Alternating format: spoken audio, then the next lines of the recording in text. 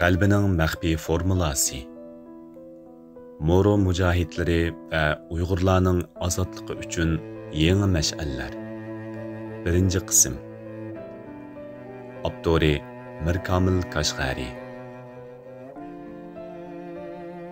Bu daston 400 yil bo'yi Ispaniya, Amerika va Filipin qatorliq 3 qonxo'r imperiyaning po'lat changaliga qarshi uzilmay davomlashgan, otadan bolaga, avloddan avlodga muqaddas omonat sifatida miros qoldirilgan bir ulug' jihodning dastonidir. Jihod bayrog'i yiqilmagan bir zaminning dastonidir.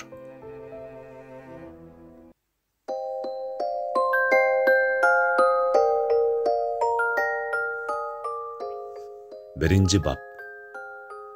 Azon sadosi va kirst bilan qilichlarning to'qinishi.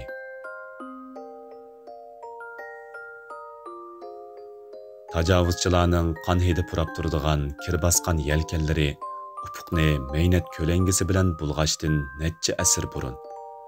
Tinch okeanning zumrad to'lqinlarining nozuk pichirlashlari orasiga yoshiringan, Allohning o'z qudrat qalami bilan sizgan bir jannat makoni bor edi. U yerda havo, anbar va rayhon gullarining purqiga to'lib, har bir nafas ruhga orom beradi. Tuproq shundoq barakatlik ediki, tashlangan har bir uruq mingdonga aylanib, osmonga bo'y so'zatdi. Insonlar dengizning cheksiz kengligini yuragiga, yomg'irliq jangaldagi daraxtlarning mag'rurligini g'ururiga singdirgan erkin, mardum mardonlar edi. Ularning ko'zlari iymon nurida sulu dengizining tegidagi op-oq marvoyitlar kabi chaqnab turardi. Mindanavning munbat vodlarida o'sgan ziroatlar ularning tomirida izzat nomusning qini bo'lib oqatdi.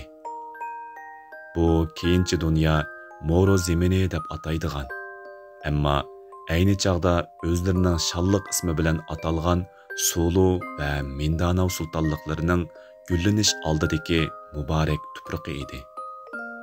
Ondan 1380-yili Iroq arab diyoridan kelgan, qalbi Allohning muhabbati bilan liq to'lgan, Allohning eng go'zal omonati, islom nurini yuragiga pukkan bir karvon yetib keldi. Ular tajovuzchining qilichi va zambirki bilan emas, balki tijoratchining sadoqati, olimning hikmati va da'vatchining ko'z yoshlariga aralashgan muhabbati bilan bu zaminning qalb ishkini asta chekdi.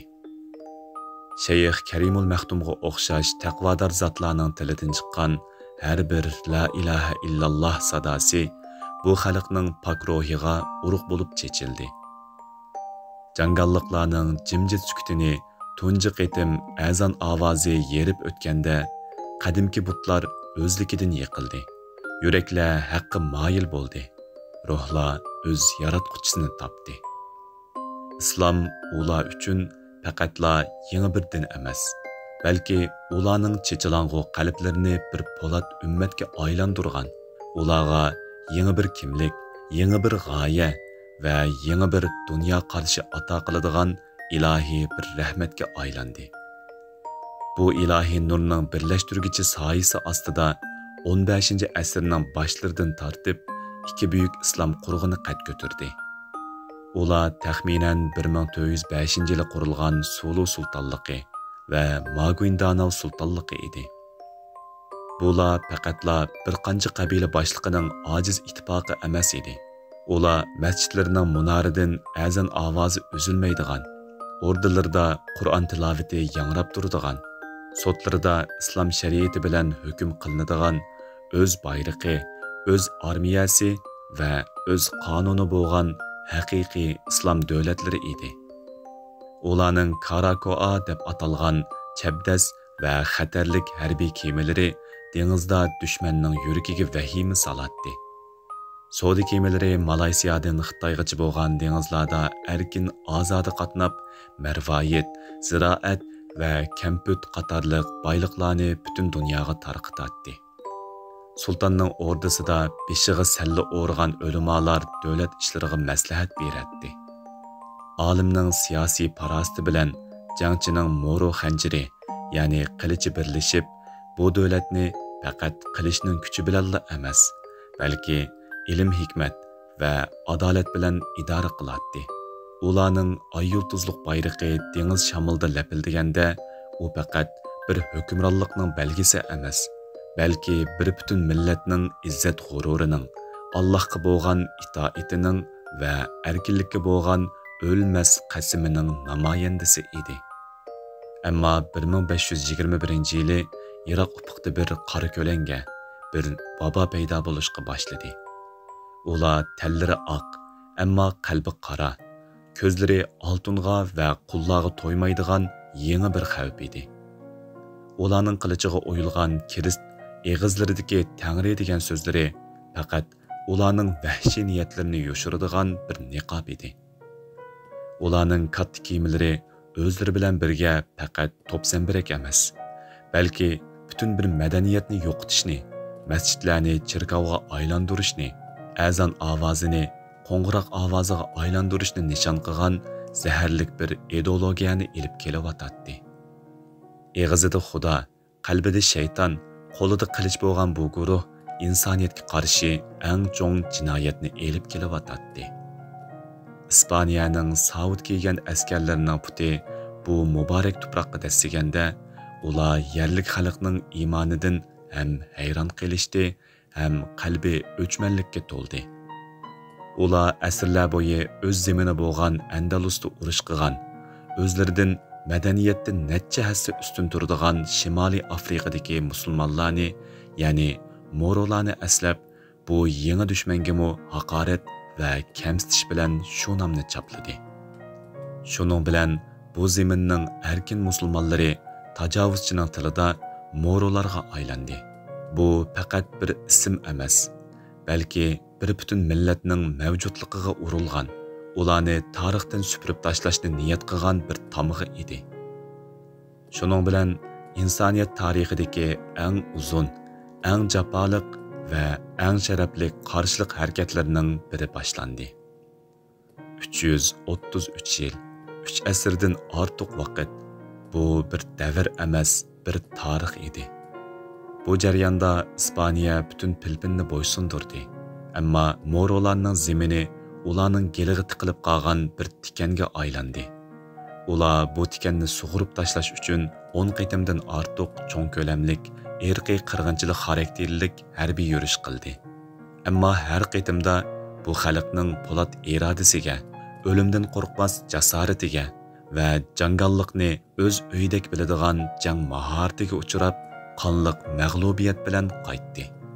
Bu uzun urush sahnasida son-sanoqsiz qahramonlar chaqnadi.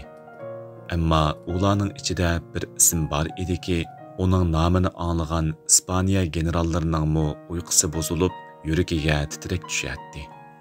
U Maguindanavning yo'lvisi, Sultonliklar birligining po'lat simvoli 1619-yildan 1671-yilgacha hukm surgan ulug' sulton Muhammad de Patuan Kudarat edi. Sulton Kudarat faqat qo'lida xanjiri chaqnab turadigan botir jangchi emas, balki ko'zlari burkutdek o'tkir, dushmanning yuragini ko'rib tura oladigan bir strategiyachi, so'zlari bilan dushman sepida qalaymaqonchilik tug'dira oladigan mahir bir diplomat va har bir harakatini Allohning roziligi uchun qiladigan iymoni komil bir musulmon edi. U umr bo'yi bir-birining qinini ichib kelgan qabilalarning o'zaro kichik dushmanliklarni tashlab, butun millatni yutib olishga kelgan o'rtaq ajdahoga qarshi bir safda turishi kerakligini cho'nqur his qilgan tunji rahbarlarning biri edi. Uning o'tliq nutqlari masjidlarda yangraganda, qabila boshliqlari o'z qilishlarini bir-biriga emas, Ispaniyaga qaratib qasam ichadi. Bir qitim Ispanlar o'zlarining azaldan qo'llanib kelgan razil taktikasi bilan ba'zi qabila boshliqlarini aldab, ularga oltin va amal va'da qilib, o'z tarafiga tortmoqchi bo'lganda, Sulton Kudarat ularni yig'ib, tarixga oltin harflar bilan o'yilgan munu so'zlarni qilgan edi. Ey g'ofillar, sizlar nima qilayotganinglarni bilamsizlar? Ko'zinglarni Ispan oltinlarining yaltiriqi qopladimi? Qulqonglar ularning tatliq so'zlariga aldandimi, ha? Shuni o'ylamamsizlar. Ularga bo'ysunishni qabul qilganlik zulmning zanjirini o'z qo'linglar bilan bo'yninglarga sag'anlik emasmi? Ular sizlarga bog' va'da qilib, sizlarni qulluqning zindoniga so'raydi. Ular bizni bir-birimizga dushman qilib, ondan hammamizni itdek qul qilmoqchi. Qaranglar, men sizlarga nima beralayman? Men sizlarga oltin kumush, amal mansab va'da qilolmayman.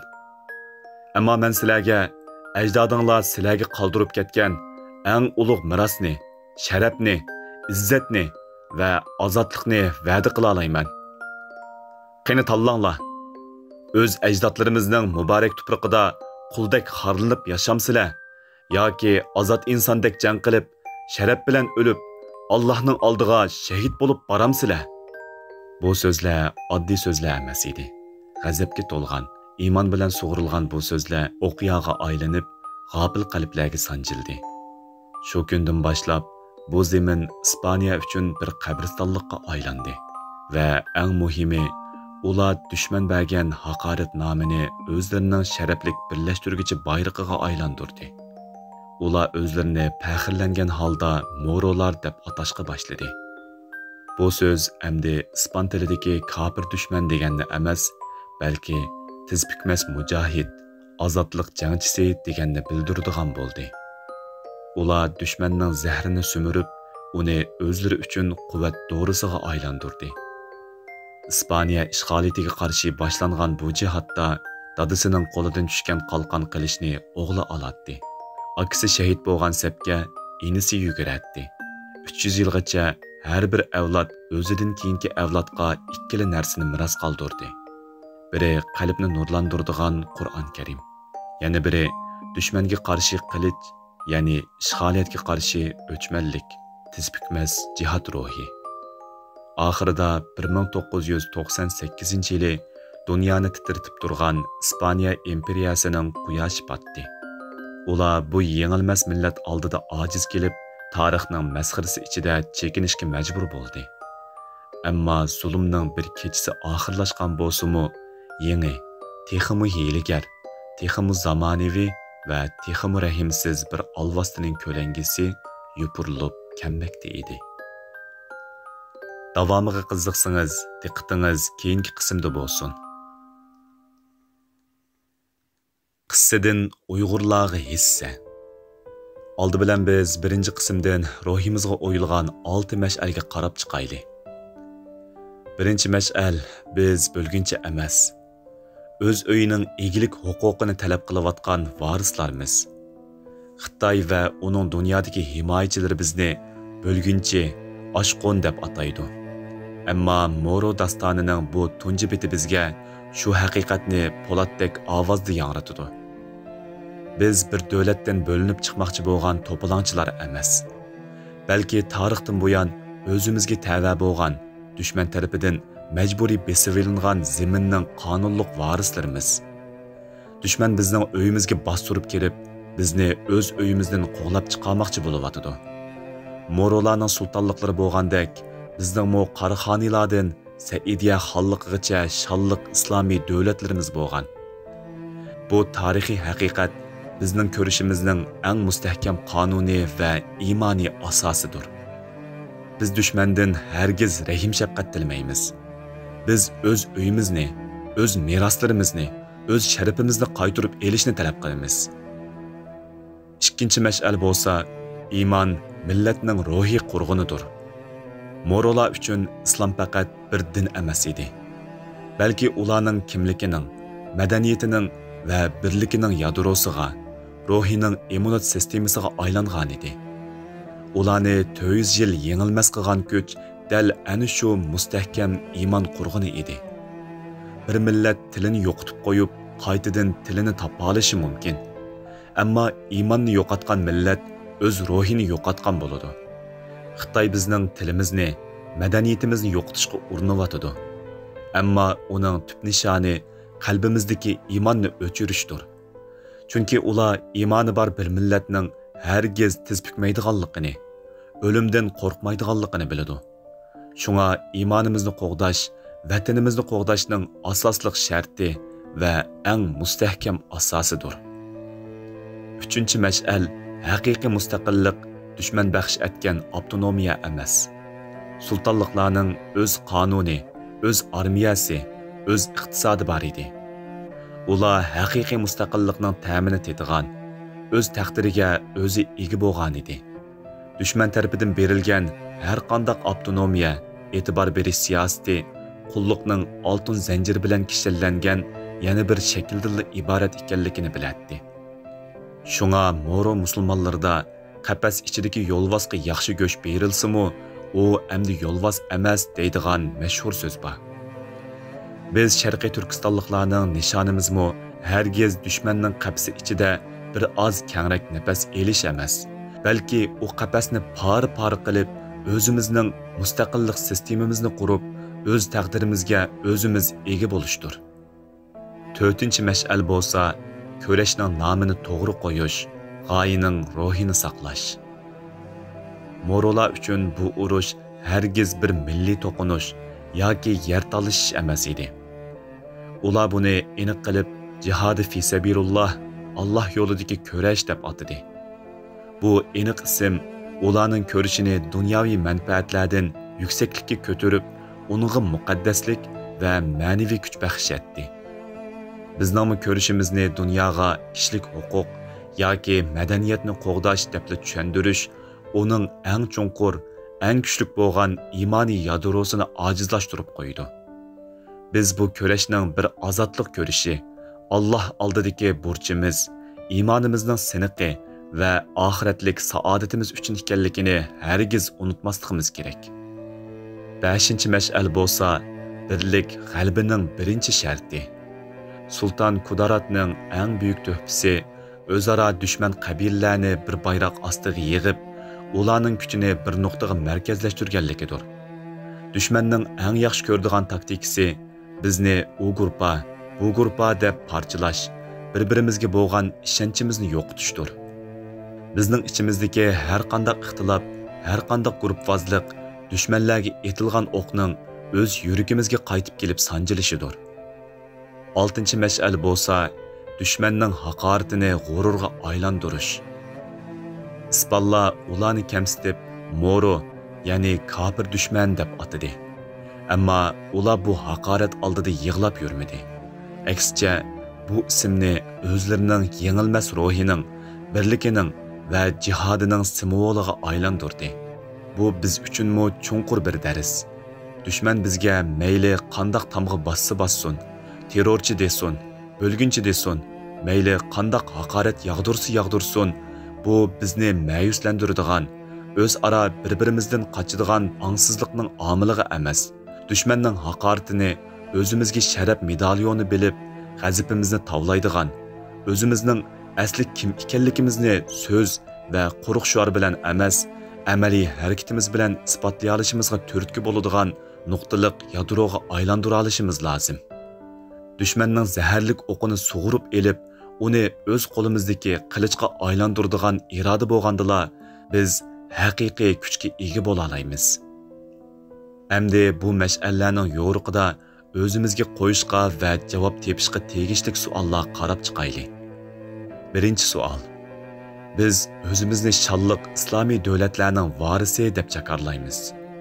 Undaqda nima uchun xalqaro sahnasidagi so'zlarimiz va harakatlarimiz ko'pincha hollarda o'z o'yining egisidek emas, balki bir davlatdan rahim shafqat tilayotgan ojiz osonlikqa o'xshab qoladi? Qalbimizning yoshirin burjikida dushmanning bo'lguncha degan tamg'isini o'zimizmi qabul qilgandek tuyg'u beriyotamdiq qandaq? Ikkinchi savol. Biz iymonimizni eng mustahkam qurg'inimiz deymiz. Dushman vatanimizda masjid, madrasalarni cheqib, bu qurg'onning temini yemirayotgan bo'lsa, muhojiratdagi bizlarchu. Biz o'zimizning g'aflatlari, dunyoviy hashamatga berilishlarimiz bilan keyingi avlodlarimizning qalbi bilan iymon o'ttirisiga ko'rinmas sepil so'qiyotganligimizni qachon his qilamiz? Fizikalik masjidni cheqayotgan dushman texmi xatarlikmi yoki keyingi avlodning qalbida ma'naviy masjid qurishga to'sqinlik qilayotgan atalmish dinsiz ziyolilarimizmi? Uchinchi savol. Mo'rolar qafas ichidagi yo'lvosning yo'lvos emasligini bilardi. Biz g'arb davlatlaridan yordam talab qilganda o'zimizmi bilmagan holda mutlaq mustaqillik degan oliy g'oyamizni dushman beradigan kangrak qafas, yaxshiroq yemga almashtirib qo'yish xavfiga duch kelyapmizmi qandoq? Qandoqla bo'lmasin, biror qo'llashga erishayli degan hayonkashlik qachondan beri muqaddas g'oyamizni zaharlashga boshladi, o'ylanib boqdikmi? 4-savol. Biz jihad so'zidan qo'rqadigan dunyoga o'zimizni yaxshi ko'rsatish uchun muqaddas ko'rishimizning iymoniy yadrosini ojizlatib, uni faqatla bir kishilik huquq masalasiga aylantirib qo'yivatamdiq qandoq? Boshqalarning olqishiga erishish uchun hikoyamizni o'zgartish orqali Mo'rolarni 400 yil yengilmas qilgan va g'albining haqiqiy manbasi bo'lgan Allohning yordamidan, ya'ni nusratdan mahrum qilayotgan biz o'zimizmi? 5-savol. Sulton Kudarat bir-biri bilan urushib yurgan qabilalarni o'rtaq dushmanga qarshi bir safga tizgan edi. Biz-chu? Biz texmo vahshiy, texmo umumyuzlik bir erkiy qirg'inchilikqa duch kelayotgan turuqliq, hali ham tashkilot bayrog'ini, mahallavozlikni va shaxsiy manfaatni millatning umumiy manfaatidan ustun qo'yyapmiz. O'zimizdan samimiy so'rab boqayli. Bugun millatning hayot qilishi uchun bizning ichki dunyomizda nimalar o'lish kerak? 6-savol. Dushman bizga terrorchi deb haqorat tamg'asini bosganda, biz oldirab denib o'zimizning mo'didil ekanligini isbotlashga urinamdiq. Yoki Mo'rolardek bu nomning faqat ozodlik jangchilari uchun bir sharaf nishoni ekanligini, g'oyamizning o'z mustaqilligimizni qo'lga keltirish ekanligini jakarlashimiz kerakmi? Dushmanning tuhmatidan shunchalik qo'rqib, o'zaro bir-birimizni tizginlab, oramizdagi eng jasoratlik ovozlarni bo'g'ib, dushman orzu qilgan yuvosh, ziyonsiz qullarga aylanib qilayotgan biz o'zimizmi qandoq?